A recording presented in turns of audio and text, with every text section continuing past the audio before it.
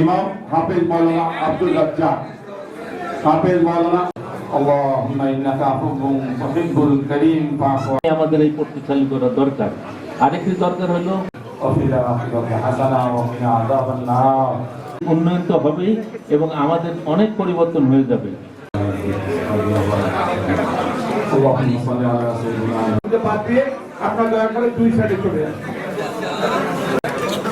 ইমদাদ বর্ষাকে আমরা ফুল দিয়ে বরণ করে নিব।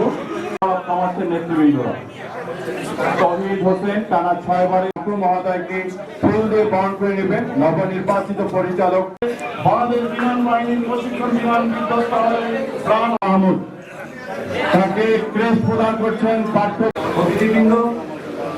সাতটি চেম্বারে নেতৃত্ব করে এই বিমানবন্দরটি চালু করা 24 বিপ্লবের একটি অঙ্গীকারও যে ছিল। ভাইরা, Rangpur women chamber of commerce and industry পক্ষ থেকে রংপুর জেলা শাখার সম্মানিত আহ্বায়ক রহমান রাহিম। আমি সর্বপ্রথম জুলাই আগস্ট রংপুর বিভাগের 8টি জেলার 10টি চেম্বারের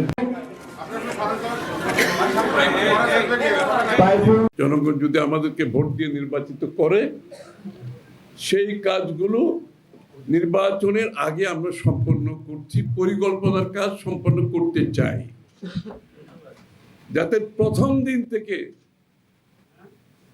যেদিন শপথ নেবে সেই দিন থেকে যাতে আমরা সিদ্ধান্ত দিতে পারি।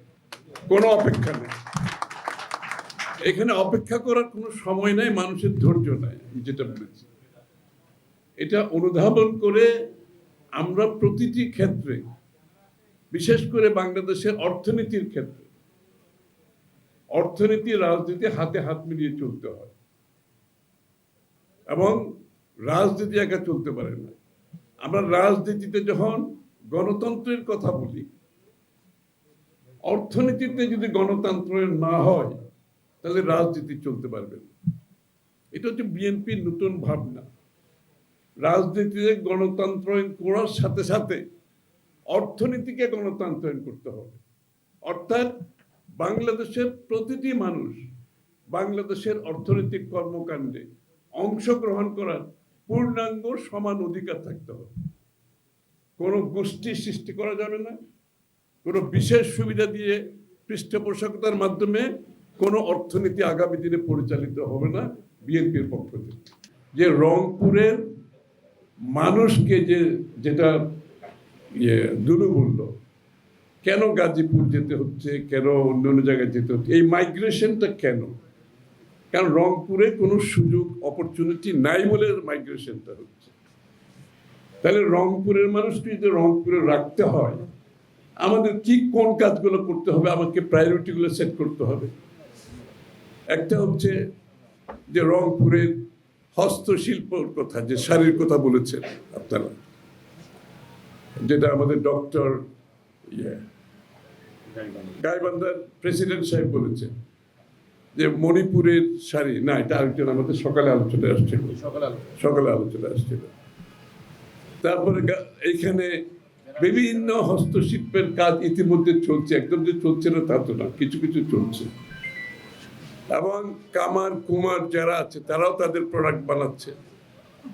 কিন্তু আপনারা বিশ্বের উন্নত দেশগুলোতে এই সমস্ত পণ্যের দাম অনেক বেশি, অনেক বেশি। এই যে তাঁত শিল্পের যে পণ্য, হাতে যেগুলো বানায়, আপনারা যে কামার কুমাররা যেগুলো হাতে বানায়, যে শাড়িগুলো মণিপুর ইত্যাদি সহ যেগুলো আছে, এইগুলোর যে বিশাল বিশ্বজুড়ে সম্ভাবনা, সেদিকে আমরা কিন্তু কোনো বিগত দিনে কোনো সরকার চিন্তা করেনি। বাংলাদেশের মানুষের প্রতিটি অঞ্চলে যেই হস্তশিল্পের যে সম্ভাবনাগুলো আছে, আমরা একটি সিদ্ধান্ত নিয়েছি, সেটার নাম দিয়েছি ক্রিয়েটিভ ইন্ডাস্ট্রি।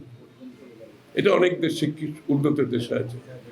ক্রিয়েটিভ ইন্ডাস্ট্রির মধ্যে এই যে যারা হস্তশিল্পের মধ্যে জড়িত আছেন, ফর এক্সাম্পল, আমরা চাই এদেরকে সরকারিভাবে এদের যে স্কিল আছে, এরা কিন্তু স্বাভাবিকভাবে জন্মান্তরের কাজগুলো করে যাচ্ছে, কিন্তু আজকের বিশ্ব প্রেক্ষাপটে মার্কেটের চাহিদাটা কি, ডিমান্ডটা কি? এই যে কামার কুমারদের পণ্য কিন্তু সারা ওয়ার্ল্ডে বিক্রি হচ্ছে, কিন্তু আমরা কেন পারছি না?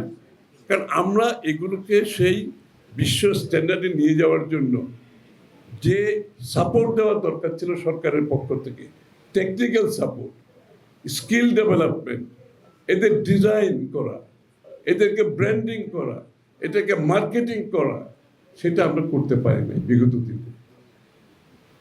আমাদের বাংলাদেশের তাঁতের যে পণ্যগুলো আছে আমরা সেই জায়গায় নিয়ে যেতে পারি না, অথচ মিল ফ্যাক্টরি তৈরি যে পণ্য আছে তার থেকে বহুগুণ দামে বেশি এগুলো বিক্রি হয়।